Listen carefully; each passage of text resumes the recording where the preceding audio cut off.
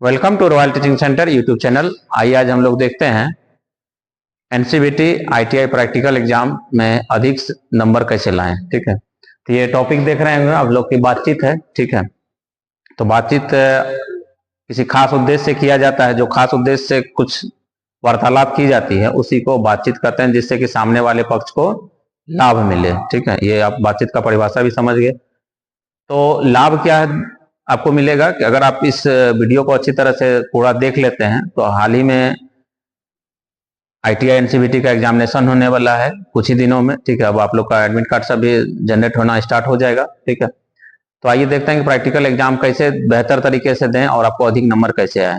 सबसे जरूरी बातचीत है कि आप टू द पॉइंट जो है सिलेबस का अध्ययन तो आवश्यक है ही।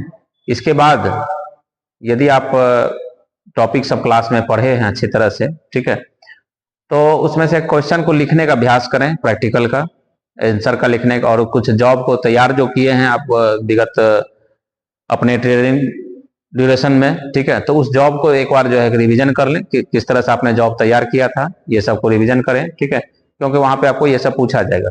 तो क्वेश्चन लिखने के लिए क्या नियम है? ठीक है, सबसे पहले क्या है, सुस्पष्ट एवं साफ अक्षरों में लिखावट होना चाहिए। आपका जो भी समय अब भी बचा हुआ है तो आप उसको जो है अक्षर को बेहतर तरीके से लिखें। अगर आपका अक्षर अच्छा रहेगा तो भी जो है कि नंबर अधिक आने का आपका संभावना रहता है। इसके बाद जो है कि जब आप उस प्रैक्टिकल में एग्जाम में कॉपी में कुछ चित्र बनाएंगे, ठीक है, वो तो चित्र साफ होना चाहिए, स्पष्ट होना चाहिए। और इंजन या मशीन का चित्र बनाएंगे या फिर टूल्स का ही चित्र बनाएंगे, औजार का, तो उसमें से क्या होना चाहिए, उसका चित्र के में नाम जो होना चाहिए। ठीक है, किसका आप चित्र बनाए उसका नाम और उसके चित्र के विभिन्न पार्ट्स का नाम होना। जैसे मान के चलिए अगर मानव शरीर का चित्र बनाते हैं तो मानव शरीर में हाथ है, पैर है, सबको जो है कि सूचित करते हैं। उसी प्रकार से आप चित्र में भी सबको सूचित करेंगे तो आपको अधिक से अधिक नंबर आएगा। इसके बाद जो भी जॉब आपको पूछा गया है, ठीक है, प्रैक्टिकल में ये जॉब आपको तैयार करना है, तो उसका जो है कि ये जैसे देख रहे हैं हाथ, ये 5 है। ठीक है, मुख्य 5 स्टेप है। ठीक है, आप छठा स्टेप परिणाम लिख भी सकते हैं, नहीं भी लिख सकते हैं। टोटल प्रैक्टिकल संपन्न करने के 6 स्टेप हैं। तो 6 स्टेप को अगर आप पॉइंट बना करके लिखेंगे, कोई भी ट्रेड का स्टूडेंट हो, ठीक है, मैकेनिकल हो, मैकेनिकल ग्रुप का हो या फिर इलेक्ट्रिकल ग्रुप का, तो वो सभी स्टूडेंट को इससे जो है कि इस वीडियो के माध्यम से लाभ मिलने जा रहा है। ठीक है, आप इसको जो है कि अच्छी तरह से पूरा वीडियो देखें और जैसे जैसे हम बता रहे हैं उस अनुरूप अपनी तैयारी को करें, तो आशा करते हैं कि आपको अधिक नंबर आएगा। ठीक है, तो सबसे पहले जो है कि इसमें देख रहे हैं क्या है कि उद्देश्य है। जब भी हम कोई काम करते हैं तो हमको उस काम के लिए क्या चाहिए, उद्देश्य होना चाहिए कि हम क्यों ये काम कर रहे हैं। जैसे आप पढ़ाई करते हैं तो आपका उद्देश्य क्या है कि रेलवे में लोको पायलट बनना या फिर टेक्नीशियन बनना या अन्य कोई जो है कि आपका लक्ष्य है। तो उद्देश्य मतलब एक प्रकार का लक्ष्य हो गया, गोल हो गया या एम हो गया। ठीक है, तो यहाँ आप लोग जो है कि उद्देश्य को जो है कि देखें, उद्देश्य लिखेंगे तो उद्देश्य में क्या लिखेंगे, जो प्रैक्टिकल में आपको क्वेश्चन पूछा गया उसी को अपनी भाषा में लिख देना है कि यह कहलाया जाएगा का उद्देश्य, क्योंकि आप उस उद्देश्य से, किसी खास उद्देश्य से उस प्रैक्टिकल को या उस जॉब को तैयार कर रहे हैं। ठीक है, तो ये उद्देश्य लिखेंगे और जब कॉपी में आप एग्जामिनेशन में लिखेंगे तो इसको जो है कि एक ये जो पॉइंट है इस पॉइंट को अंडरलाइन भी कर देंगे।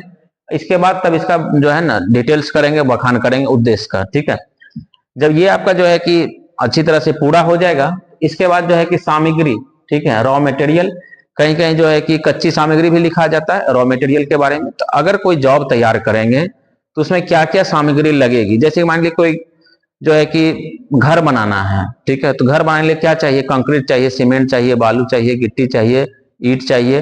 तो उस तरह से जो है कि वो क्या हो गया, उसका सामग्री, वो सामग्री आएगा तभी घर बनेगा। उसी तरह से ये आपका जो है कि सामग्री हो गया कि हमको क्या क्या चीज चाहिए इसको प्रैक्टिकल तैयार करने, जॉब तैयार करने के लिए।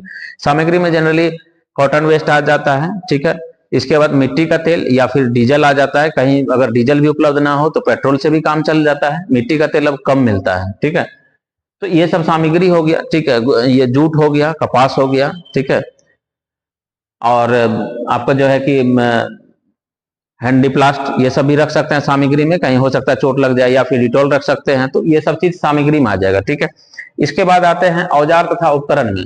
औजार तथा उपकरण में जब भी हम कोई जॉब तैयार करते हैं, मैकेनिकल हो या फिर इलेक्ट्रिकल हो, तो जॉब तैयार करने के लिए सबसे जरूरी चीज है क्या कि उस जॉब के लिए हमको चाहिए औजार चाहिए और उपकरण चाहिए। जैसे मान के चलिए कि कोई हमको इंजन का पार्ट्स को खोलना है और उससे साफ करना है या फिर हमको रिप्लेसमेंट करना है, बदलना है, तो सबसे पहले इंजन के पार्ट्स को खोलने के लिए क्या चाहिए, हमें उससे संबंधित टूल्स चाहिए, औजार चाहिए, ठीक है।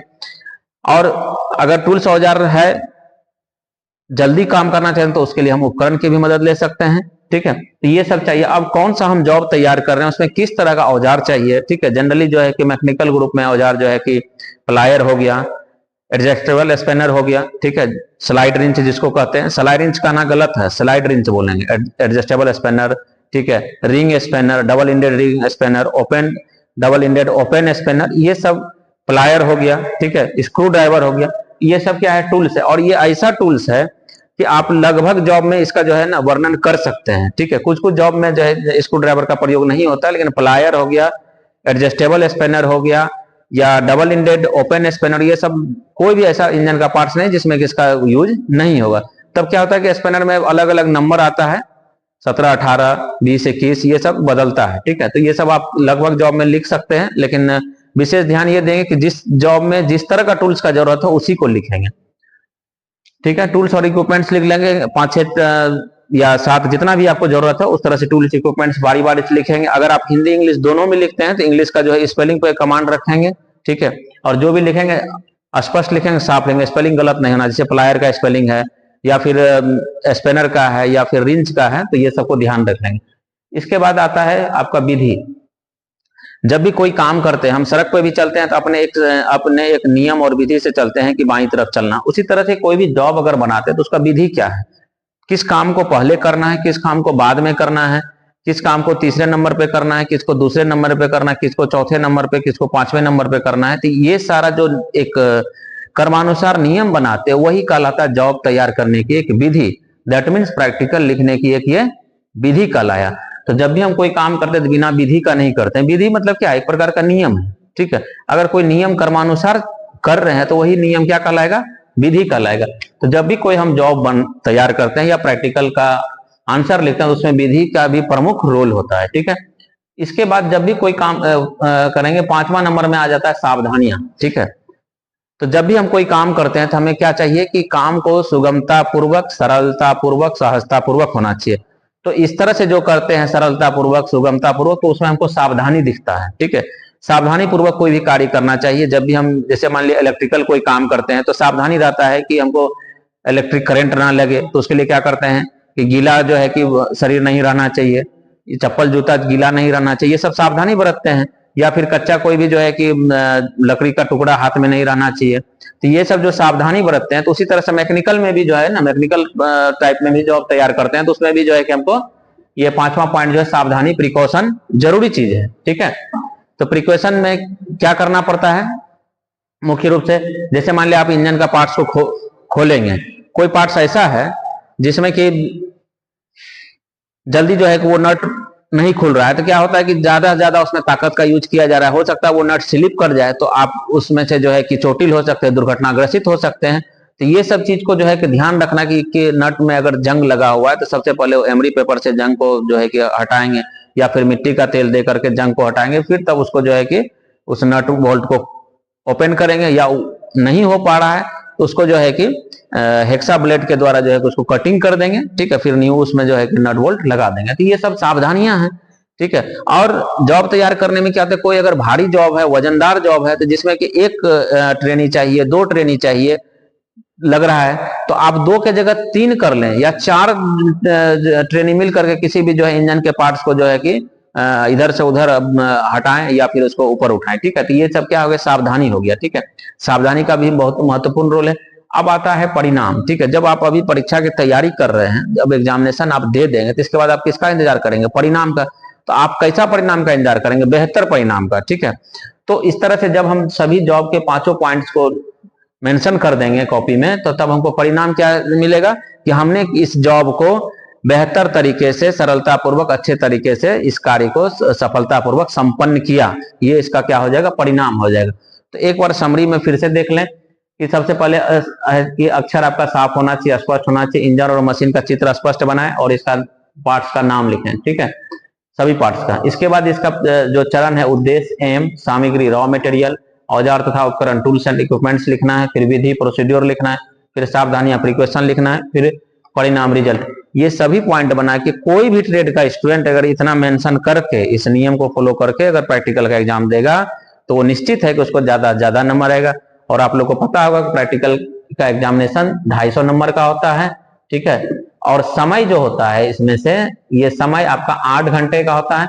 8 घंटे में 1 + 7 ये 1 घंटा जो है रिटेन का होता है, और इधर जो 7 घंटा बचा, ठीक है, ये वाइवा वॉइस का, और फिर टू परफॉर्म जो होता है कार्य करके दिखाना। प्रैक्टिकल 3 चरणों में संपन्न होता है, ये भी हम बताए हुए हैं, ठीक है। 1 घंटा आपको लिखने के लिए मिलेगा, शेष जो है इधर 7 घंटा जो है इसमें आपको कुछ वाइवा वॉइस पूछा जाएगा, मौखिक क्वेश्चन, और उसके बाद जो है कि फिर टू परफॉर्म मतलब कार्य करके दिखाना है। ये तीनों चरण संपन्न होने से प्रैक्टिकल एग्जाम संपन्न होता है, ठीक है। इस तरह की बेहतर जानकारी के लिए और एग्जाम संबंधित अपडेट के लिए, ठीक है, आप royal Teaching Centre YouTube channel को अभी सब्सक्राइब कर लें, और फिर हम मिलते हैं नेक्स्ट वीडियो में। तब तक के लिए